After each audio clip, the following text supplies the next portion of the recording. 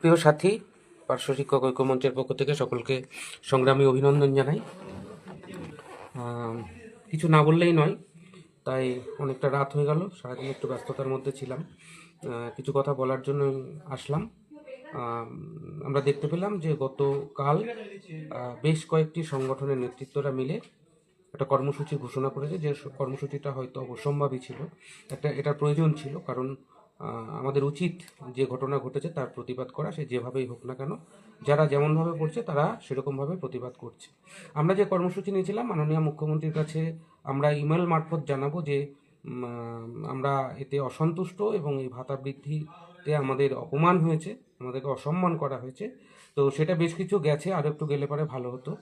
তো যাই হোক, যে কজন গেছে ঠিক আছে, আরও যদি পারেন কেউ দেবেন। কিছুক্ষণ আগে একজন ফোন করেছিলেন আমাকে, তিনি বললেন যে তিনিও লিখবেন, এবং তিনি বর্তমানে একজন শাসক দল ঘনিষ্ঠ নেতৃত্বও বটে, তো তিনিও লিখবেন।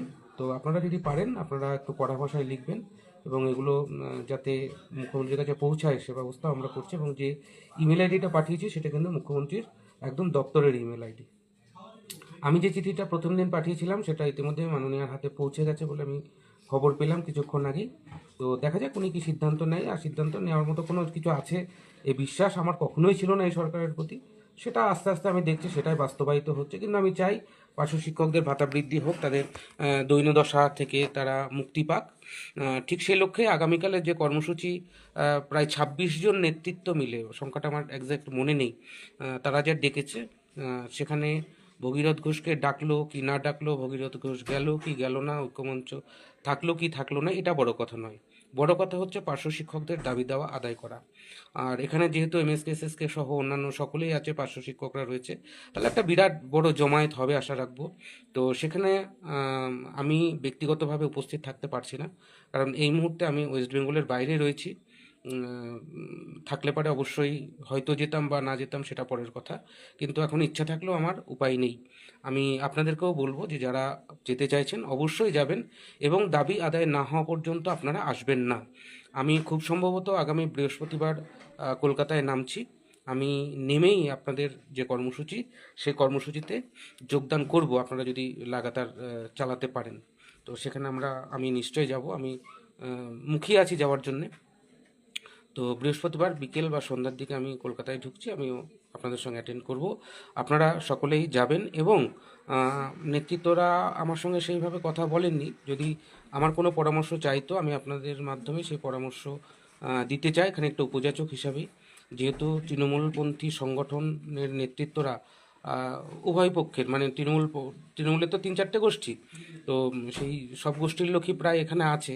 তো আমি আপনাদের মাধ্যমে তাদের কাছে একটা প্রস্তাব দিচ্ছি, ভালো লাগা না লাগা তাদের কাছে। সেটা হচ্ছে গিয়ে, এই মুহূর্তে যদি আমরা এই কর্মসূচিটা তৃণমূল কংগ্রেসের ডাইরেক্ট পতাকা এবং মাননীয় মুখ্যমন্ত্রীর কার্টুন নিয়ে যদি যেতে পারি, কাট আউট নিয়ে যেতে পারি, তাহলে পরে আমার মনে হয় আরও বেশি দৃষ্টি আকর্ষণ করবে, এবং বিষয়টা কিন্তু আরও অত্যন্ত ভালো হবে। এবং আমি সাধারণ পার্শ্ব শিক্ষক সহ যারা উপস্থিত থাকবেন, আমি চেয়েছিলাম এই প্রোগ্রামটা শুধু প্যারা টিচারদের নিয়ে হোক, তাহলে আমি আরও একটুখানি উদ্যোগ নিতে পারতাম। কারণ সবাইকে নিয়ে সেই বিষয়টা যেটা ঘটেছে, ১,০০০ টাকা হওয়ার পিছনে অনেকগুলো কারণ রয়েছে। তো সেটা একটা ব্যাপার। তো আমি আর সেই জায়গাটা বলতে চাইছি না, কারণ আমি এই কর্মসূচির ভিতরে যেহেতু নেই, তাই এর সমালোচনা করার বা এর বিরোধিতা করার বা পক্ষে বলার মানে কোনো যৌক্তিক কারণ আমার মধ্যে নেই, বলার মতো কোনো ইচ্ছাও আমার নেই। তো আমি চাইছি যে এই কর্মসূচিটা যদি লাগাতার চলে, অবশ্যই আমরা যাব। আমি নিজে ব্যক্তিগতভাবে যাব, এবং নেতৃত্বদেরকে সহযোগিতা যতটুকু করার সেটা নিশ্চয়ই করব। আর আমি চাইছি মুখ্যমন্ত্রীর কাট আউট এবং তার ছবি, এবং তাদের দলীয় যে পতাকা, যেহেতু তৃণমূলপন্থী সংগঠনের সবকটা টিম রয়েছে, যদি অন্যরা, আমার মনে হয় না এই প্রস্তাব অন্য যারা রাজনৈতিক দলের নেতৃত্বরা রয়েছে তারা কেউ বিরোধিতা করবে। তার কারণ হচ্ছে আমাদের পেটের জ্বালাটা অনেক বেশি, এবং সেটাকে প্রাধান্য দেওয়া উচিত। কোন পতাকা বা কোন রং সেটা বড় কথা নয়। তাই আপনারা পারলে পারে নেতৃত্বদের সঙ্গে কথা বলুন, তাদের নির্দেশ যদি থাকে, তারা যদি এই প্রস্তাবে সায় দেয়, তাহলে অবশ্যই আপনারা এটা করবেন। আর দাবি আদায় না হওয়া পর্যন্ত উঠবেন না, কারণ ইতিপূর্বে সদর্থক আলোচনা অনেকবার হয়েছে, আগামীকালও হয়তো ওরকম একটা সদর্থক আলোচনা হবে। আমি চাই না কোনো সদর্থক আলোচনা হোক, সদর্থক পদক্ষেপ হোক, এবং সেই পদক্ষেপ যতক্ষণ পর্যন্ত না দাবি আদায় হবে ততক্ষণ পর্যন্ত চলতে থাকুক। আমরা সম্পূর্ণ সাপোর্ট এই কর্মসূচিকে দেব। ইতিপূর্বে যে কর্মসূচিগুলো হয়েছে সেখানেও সাপোর্ট দিয়েছি, এটা তো আরও বেশি সাপোর্ট দেবো, কিন্তু এটা লাগাতার চালাতে হবে। এবং তৃণমূলের পতাকা ওখানে পুঁতুক, ওখানে গিয়ে তৃণমূল কংগ্রেসের পতাকা পুঁতুক, যদি সেই পতাকার পাশে আমাকে দাঁড়াতে হয় আমি হাসি মুখে দাঁড়াবো, আমার কোনো আপত্তি, কোনো অসুবিধা নেই। নেক্সট যে বিষয়টা সেটা হচ্ছে, আমরা আরও একটা কর্মসূচি নিয়েছি, যদিও আমার আজকে এই কর্মসূচিটা ঘোষণা করা উচিত নয়, কিন্তু যেহেতু সময়টা খুব কম তাই আমি ঘোষণা করছি। আগামী 14 তারিখ বেলা 1টার সময় কলকাতার স্প্রিং ক্লাবে আমাদের কেন্দ্রীয় শিক্ষামন্ত্রী ধর্মেন্দ্র প্রসাদজি আসছেন। তো সেখানে আমাদেরকে যাওয়ার জন্য বলেছেন। আপনারা যদি কেউ যেতে চান আমার সঙ্গে যোগাযোগ করবেন। একটা গুগল ফর্ম ফিল আপ করতে হবে, সেই গুগল ফর্ম ফিল আপের উপর আইডেন্টি কার্ড তৈরি হবে এবং সেই মতো আমাদেরকে ওখানে প্রবেশাধিকার দেবে। আমরা ওখানে গিয়ে আমাদের বক্তব্য রাখার চেষ্টা করব এবং সেই মতো আমরা আলোচনা করছি, যাতে আমরা অন্ততপক্ষে আমাদের যন্ত্রণার কাহিনী সেখানে খানিকটা হলেও তুলে ধরতে পারি, সে বিষয়টাও আমরা নজর রাখছি। আমরা যে 4টি সিদ্ধান্ত নিয়েছি বলেছিলাম আপনাদের, তার মধ্যে এটা কিন্তু আমাদের 3 নম্বর সিদ্ধান্ত। 4 নম্বরটা আছে, এখনই বলছি না, 14-15 তারিখের পর নিশ্চয় সেটা পরিস্থিতি এবং পরিবেশ বুঝে আমি সেটা আপনাদেরকে বলবো।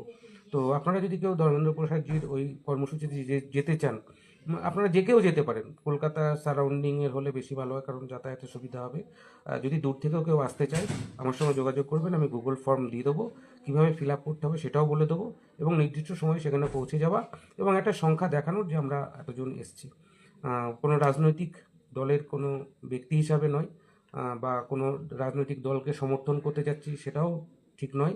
একদম কেন্দ্রীয় শিক্ষামন্ত্রী এবং শিক্ষা দপ্তরের মন্ত্রী, সেই হিসাবেই আমরা তার কাছে গিয়ে কয়েকটা প্রশ্ন করার যদি সুযোগ পাই সে প্রশ্নটা অবশ্যই করবো, এবং আশা করছি সেটা পারবো, এবং ওনার সঙ্গে একটা ছোট বৈঠকও আমরা সুযোগ পেলেও পেতে পারি, যদি ওটা কনফার্ম নয়। তো আপনারা যদি যারা যাবেন তারা অবশ্যই এই বিষয়টা আমার সঙ্গে যোগাযোগ করবেন। কোনো খরচা লাগবে না, শুধু যাতায়াত খরচটাই লাগছে, কোনো ডেডিকেট ফি বা অন্য কিছু লাগছে না। সেখানেও যদি আমরা একটা সংখ্যা দেখাতে পারি 500 বা 200 বা 100, তাহলে সেটা আমাদের দিক থেকে অত্যন্ত পজিটিভ হবে। এবং সমস্ত রাজনৈতিক দলের যে নির্বাচনী ইস্তাহার হবে, নির্বাচনের ঘণ্টা তো বেজে গেছে, সেখানে যাতে পার্শ্ব শিক্ষকদের দাবির কথা উল্লেখ থাকে সে বিষয় নিয়েও আমরা পদক্ষেপ নিচ্ছি, এবং সমস্ত রাজনৈতিক দলের কাছে আমরা সেই আবেদন রাখব। এবং সরকারের যেই আসুক না কেন, যেই থাকুক না কেন, তারা যেন ক্ষমতায় এসে আমাদের দাবির কথা তারা মনে রাখেন। আমরা মমতা ব্যানার্জির কাছেও লিখবো আমাদের দাবির কথা, তাদের নির্বাচনী ইস্তাহারেও যাতে তিনি রাখেন, সে বিষয়ে আমরা অনুরোধ করব। যাই হোক বন্ধুরা, আপনাদের সকলকে অনুরোধ করব, আপনারা আগামীকালের কর্মসূচিতে যারা পারবেন তারা অবশ্যই যাবেন। আমার এই কর্মসূচি সম্পর্কে এক চুল বিরোধিতা নেই। আপনারা অনেকেই ফোন করেছেন আমাকে আসার জন্য রিকোয়েস্ট করেছেন অনেকে, অবশ্যই তারা নেতৃত্ব নয়, একদম সাধারণ পার্শ্ব শিক্ষকদের তরফ থেকেও আবেদন এসছে। আমি তাদের কাছে, সকলের কাছে ক্ষমা প্রার্থী যে আমি পৌঁছতে পারছি না। আর আমি এই লাইভটা করছি আপনাদেরকে বলছি, মানে জাস্ট জানানোর জন্যই বলছি। এই মুহূর্তে আমি আছি হচ্ছে বেঙ্গালোর মণিপাল হসপিটালের 5th ফ্লোরে। এই চেয়ারটা তাদেরই, এই কোনাটায় পড়েছিল, এটাই বসে আমি লাইভটা করছি। আপনাদের আগামীকালের যে কর্মসূচি সেটা সফল হোক, পার্শ্ব শিক্ষকদের দীর্ঘদিনের যে জীবন যন্ত্রণা সেখান থেকে মুক্তি পাক, সে যার হাত ধরেই হোক আসুক, ক্রেডিটের কোনো কিছু নেই আমার। আমি চাই আগামীকালের কর্মসূচির মধ্যে দিয়েই পার্শ্ব শিক্ষকদের দীর্ঘদিনের যে জীবন যন্ত্রণা সেটা থেকে যেন আমরা সবাই মুক্তি পাই, কারণ এই কর্মসূচিতে কিছু পেলে আমিও পাবো, আপনিও পাবেন, সকলেই পাবো। অতএব বিরোধিতার কিছু নেই। আমাকে বললো কি বললো না, আমি গেলাম কি গেলাম না, এটা বড় কথা নয়। বড় কথা হচ্ছে একটাই, সেটা হচ্ছে আমাদের দাবি আদায়। সকলে ভালো থাকবেন, সুস্থ থাকবেন, ধন্যবাদ।